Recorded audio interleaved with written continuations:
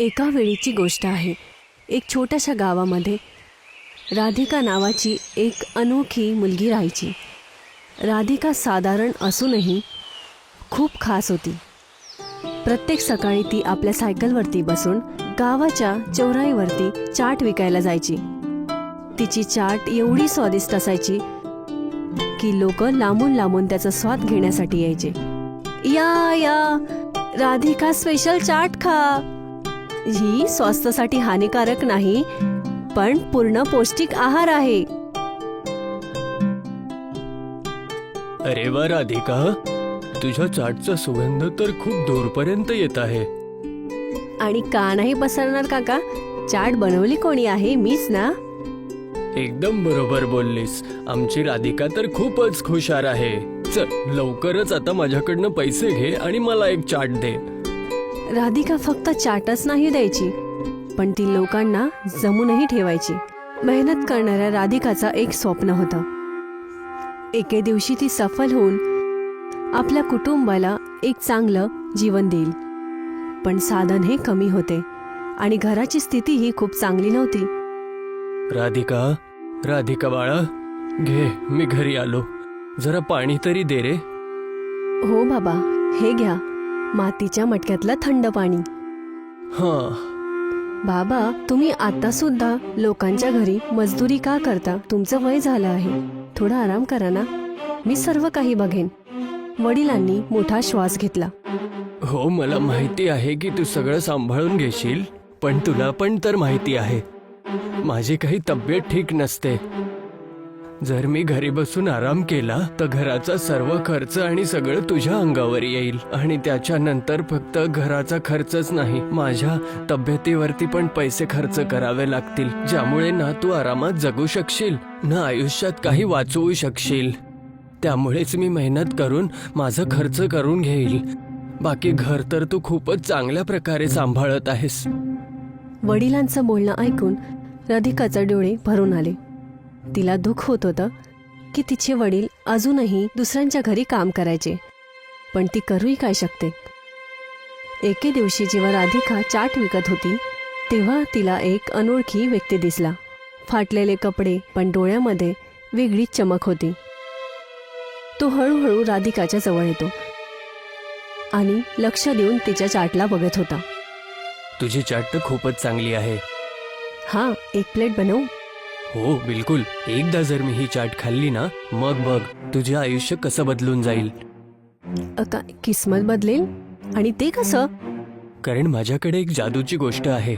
जर मी ती तुला दिली तर तुझं आयुष्य असं बदलेल, तू विचार पण नाही करू शकणार. अनोळखी व्यक्तीचं बोलणं ऐकून राधिका एकदमच चकित होऊन जाते. जादुई गोष्ट? आणि काय खरंच ते तुम्ही मला देणार? हां, पण याच्या बदल्यात तुला एक मला वचन द्यावं लागेल. तू ह्या गोष्टीचा वापर फक्त चांगल्या गोष्टींसाठी करशील आणि कधी पण लालचीपणाला आपल्या मनामध्ये जागा नाही देणार. राधिका विचारामध्ये डुबून जाते. काय हा व्यक्ती खरंच खरं बोलतोय किंवा छल करतोय? पण वर्षाच्या मेहनतीनंतरही काहीच नव्हतं बदललं. पण एक अजून प्रयत्न करण्यामध्ये काय वाईट होतं? ठीक आहे, मी तुम्हाला विश्वास देते. मी ह्याचा उपयोग फक्त एक चांगल्या गोष्टींसाठीच करणार आणि लालचला माझ्याजवळ कधीच नाही येऊ देणार. तो व्यक्ती हसतो आणि राधिकाच्या हातामध्ये एक छोटीशी पोटली दिली. घरी पोचल्यानंतर राधिकाने ती पोटली उघडली. आतमध्ये एक सोन्याची चिठ्ठी होती, ज्यावरती लिहिलं होतं, जो लालचपासून लांब राहून मेहनत करेल त्यालाच मिळेल जादुई गोष्टीचं फळ. अरे हे काय? ह्याच्यामध्ये तर फक्त एक वाक्य लिहिलं आहे. आता मी काय करू? असं वाटतं तो व्यक्तीही खोटा असेल. निराश राधिकाने ती चिठ्ठी आपल्या उशीच्या खाली ठेवली. पण जसं तिने विचार केला होता तसंच झालं. सकाळी जेव्हा तिने उशीखाली बघितलं तेव्हा ती सोन्याची चिठ्ठी गायब होती आणि त्याच्या जागेवरती एक मसाल्याची छोटंसं पॅकेट होतं. अरे हे काय? हे तर एक मसाला वाटतोय, पण चिठ्ठी कुठे गेली? अरे सोडा, आजची चाट मी ह्यानेच बनवेन. राधिकाने लगेचच आपला विचार हकीकतमध्ये बदलून टाकला आणि त्या चमत्कारी मसाल्यापासून चाट बनवली, ज्याचा सुगंध पूर्ण घरामध्ये दरवळत होता. अरे वा, आज तर खूपच चांगला सुगंध येत आहे. असं वाटतंय नाश्त्यामध्ये खूप काही चांगलं बनलंय. बरोबर ओळखलात बाबा. आज नाश्त्यामध्ये मी नवीन मसाल्यांपासून बनलेली चाट बनवली आहे. अरे वा, हे तर खूप स्वादिष्ट आहे. कमालच आहे राधिका. असा चाट तर मी आजपर्यंत नाही खाल्लाय. आहे ना बाबा, मी हेच ऐकायला बघत होती. पण राधिका, तू याच्यात असं काय घातलं आहेस? सांगू? हो सांग. जादुई मसाला. जादुई मसाल्यापासून बनलेली चाट गोष्टच वेगळी होती. पण सगळ्यात मोठी गोष्ट ही होती की जेवढ्या मात्रामध्ये ती मसाला यूज करायची तेवढ्याच त्या गतीने तो मसाला वाढत होता, जे खरंच आश्चर्यचकित करणारी गोष्ट होती. पण राधिका या सर्वांपासून खूप आनंदित होती. हळूहळू राधिकाच्या बनलेल्या हाताची चाट लोकांना आवडायला लागली. तिची खूप चांगली कमाई होत होती आणि लवकरच तिने आपला स्वतःचा चाटचा ठेला उघडला. या जादुई मसाल्यापासून बनलेली स्पेशल चाट खा.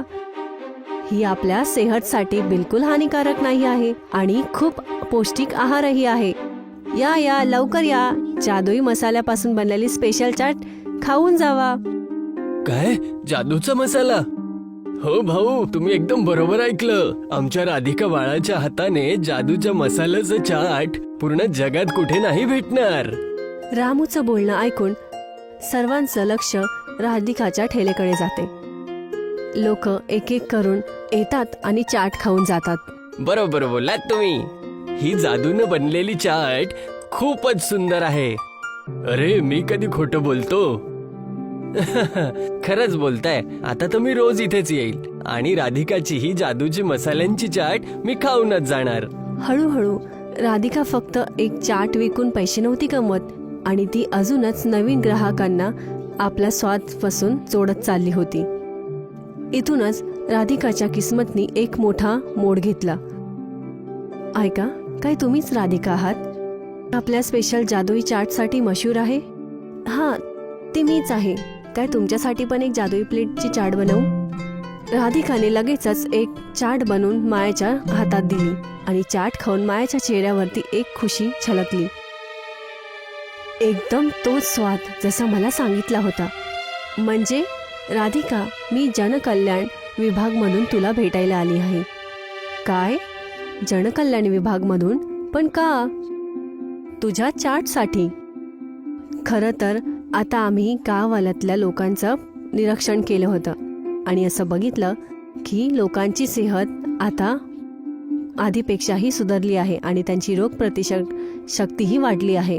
आणि हे कसं झालं तर हे बघण्यासाठी आम्ही त्यांच्या जेवणाचे नमुने चाचले आणि त्यामध्ये आम्हाला समजलं की ह्याच्यामध्ये तुझा विशेष मसाला आहे जो तू चाटमध्ये उपयोग करतेस.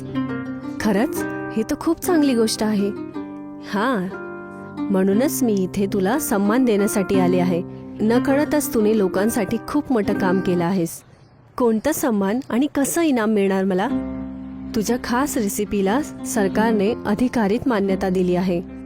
आजपासून प्रत्येक अस्पतालमध्ये रोगांना तुझ्या मसाल्यापासून बनलेली चाट दिली जाईल, ज्याने ते लवकरच ठीक होतील. आणि ह्या पूर्ण प्रबंधांना सांभाळण्यासाठी आमच्या वरिष्ठ अधिकाऱ्यांनी तुला निवडलं आहे. या पूर्ण परियोजनाच्या आधा भुगतान 5 लाख रुपये तुला आत्ता दिले जातील आणि बाकी रक्कम तुला 1 महिन्यानंतर दिली जाईल. मायाचं बोलणं ऐकून राधिकाच्या खुशीचं ठिकाणा नाही राहिला. वर्षाच्या मेहनतीने अखेरकार आता निर्णय दिला होता. राधिकाच्या जीवनात आता नाही कोणतं दुःख होतं ना कोणती परेशानी.